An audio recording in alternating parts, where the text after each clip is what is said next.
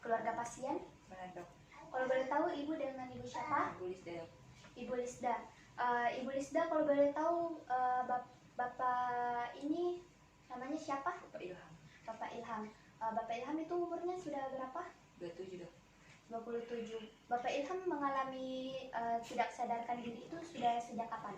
Sekitar 1 jam yang lalu, Dok. Ada riwayat penyakit sebelumnya, Ibu? Ada, Dok. Apa itu, Ibu? Hipertensi sama diabetes. Hipertensi dan diabetes. Apakah Bapak pernah berobat sebelumnya? Pernah, Dok. Obat apa itu? Insulin, Dok. Insulin. Nah, jadi Ibu, sebentar saya akan melakukan pemeriksaan tingkat kesadaran kepada Bapak Ilham. Tentunya saya membutuhkan izin dari Ibu. Apakah Ibu mengizinkan saya melakukan pemeriksaan? Iya, Dok, silakan. Baik, saya sebelum melakukan pemeriksaan saya akan melakukan cuci tangan dulu ya, Bu.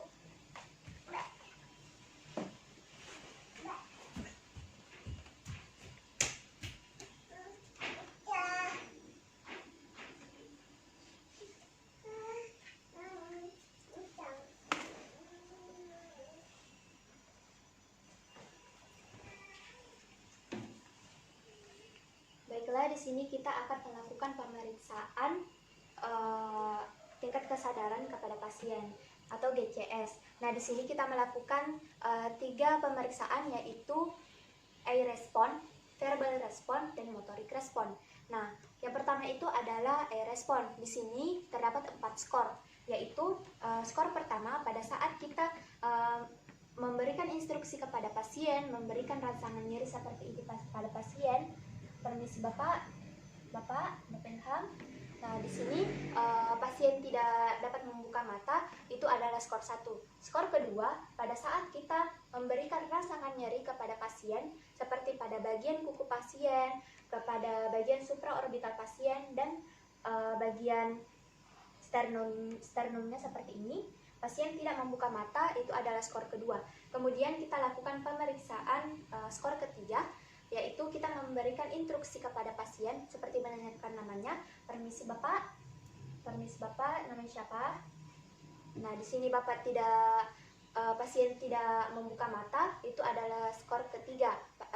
Pada saat kita memberikan instruksi kepada pasien, tetapi kemudian pasien membuka mata, itu adalah skor ketiga. Kemudian kita melakukan skor keempat pada eye response, yaitu pasien tidak diberikan rangsangan nyeri, tidak diberikan instruksi sama sekali, pasien langsung membuka mata, itu adalah skor keempat. Kemudian kita lanjut ke pemeriksaan verbal response. Verbal response ada 5 skor, yaitu pada saat kita memberikan pertanyaan kepada pasien. Permisi Bapak siapa namanya? Nah, pasien tidak memberikan jawaban. Di sini skornya itu 1. Nah, pada skor kedua, pada saat kita memberikan pertanyaan, permisi Bapak bisa dibuka matanya. Nah, di sini pada saat kita memberikan pertanyaan, pasien hanya memberikan kata-kata, tidak memberikan kata-kata yang bermakna, atau hanya mengeluarkan suara seperti erangan, itu skornya 2. Kemudian kita lakukan pemeriksaan skor ketiga. Nah, di sini pada skor ketiga itu kita memberikan pertanyaan kepada pasien. Permisi Bapak siapa namanya? Nah, di sini pasien dapat memberikan kata-kata, tetapi tidak dapat berupa kalimat, dan hanya dapat memberikan jawaban, tetapi tidak tepat pada pertanyaan yang kita berikan. Kemudian itu skor ketiga. Skor keempat, pada saat kita memberikan pertanyaan kepada pasien, tetapi pasien dapat menjawabnya dengan baik, tetapi di sini ada disorientasi pada waktu dan tempat, maka pasien akan mengalami kebingungan pada saat menjawab pertanyaan yang kita ajukan. Permisi Bapak. Nah, di sini apabila pasien mengalami kebingungan, itu skornya 4. Kemudian skor kelima, pada saat kita menanyakan waktu, menanyakan tanggal, menanyakan di mana pasien berada, pasien dapat menjawabnya dengan baik, dapat mengetahui orientasi tempat dan waktu dengan baik, itu skornya 5. Kemudian kita lanjut ke pemeriksaan motorik.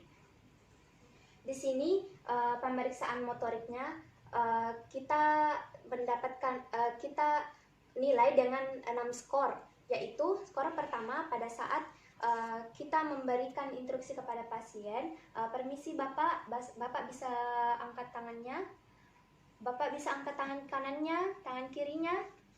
Nah, di sini pasien tidak ada respon sama sekali. Walaupun diberikan rasangan nyeri seperti ini, pasien tidak menggerakkan kaki atau tangannya, maka dikatakan skor pertama. Lalu kita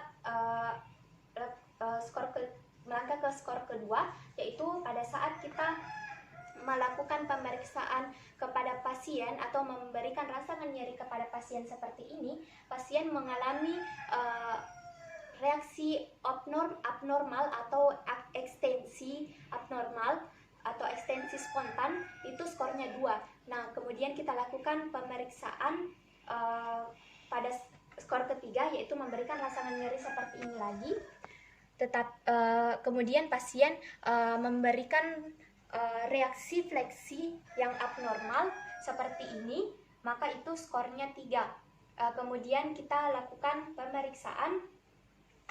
Kemudian kita melakukan pemeriksaan pada bagian kuku pasien dengan cara memberikan rasangan nyeri seperti ini. Kemudian memberikan rasangan nyeri seperti ini, lalu pasien akan menolak rasangan nyeri pada anggota geraknya atau menghindari pada saat kita melakukan rasangan nyeri seperti ini, itu skornya 4. Kemudian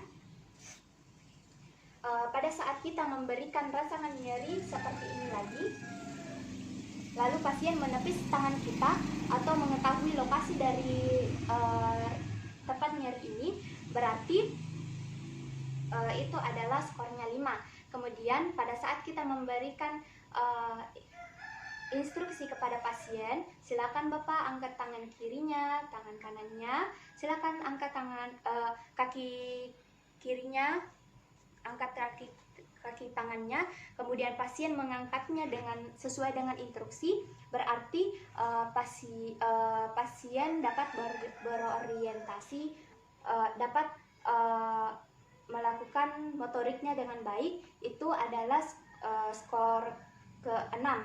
Nah, di sini setelah melakukan pemeriksaan, saya mendapatkan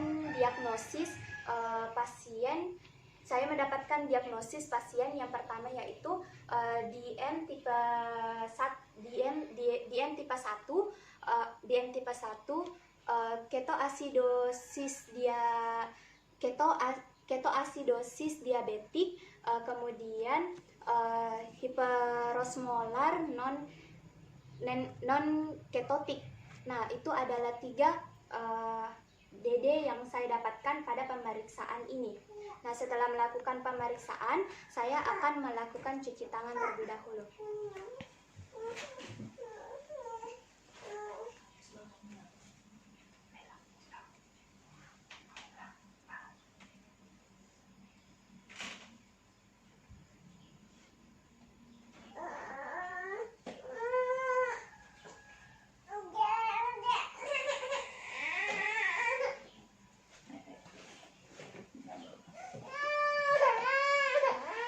Ibu, pemeriksaannya telah selesai ya.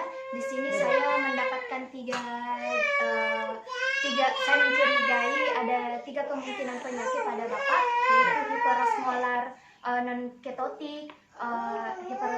non ketotik, ketoasidosis diabetik dan DM tipe 1 ya Bu. Jadi sebentar saya akan melakukan pemeriksaan selanjutnya untuk menentukan apa yang menjadi penyakit dari Bapak Ilham. Jadi terima kasih Ibu, pemeriksaannya telah selesai. Ya Dok, terima kasih banyak Dok.